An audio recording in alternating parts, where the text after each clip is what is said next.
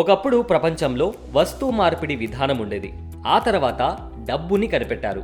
ఇక మన దేశంలో అయితే కరెన్సీ నోట్లు, కాయిన్స్ ఎప్పటికప్పుడు మారుతూనే ఉంటాయి. కొత్త కొత్త డిజైన్లు, వేరువేరు రంగుల్లో వాటిని ముద్రిస్తారు. అయితే మీరు ఎప్పుడైనా సున్నా నోటు గురించి విన్నారా? నోట్లు ఉన్నదే లావాదేవీలు జరపడానికి. మరి విలువలేని నోటు ఎందుకు అనుకుంటున్నారా? మన దేశంలో 2007లో సున్నా నోట్లను ముద్రించిన మాట నిజం. అంతేకాదు, ఈ నోట్లు ప్రజల మధ్య కూడా పంచారు.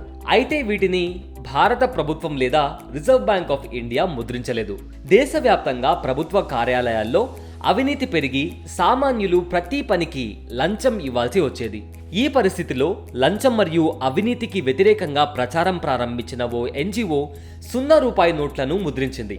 ఈ నోట్లను రైల్వే స్టేషన్స్లో, బస్టాండ్లలో, మార్కెట్లలో అతికించి ప్రజల్లో పంపిణీ కూడా చేశారు.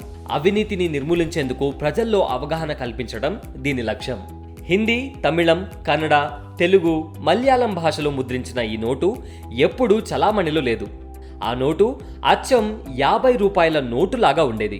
దానిపై నేను ఎప్పుడు లంచం తీసుకోను లేదా ఇవ్వను అని కూడా ముద్రించారు. మొదట్లో 25,000 సున్నా నోట్లు ముద్రించి పంచారు. ఆ తర్వాత 2014 వరకు ఈ ప్రచారాన్ని కొనసాగించి అవినీతికి వ్యతిరేకంగా పోరాటం చేశారు.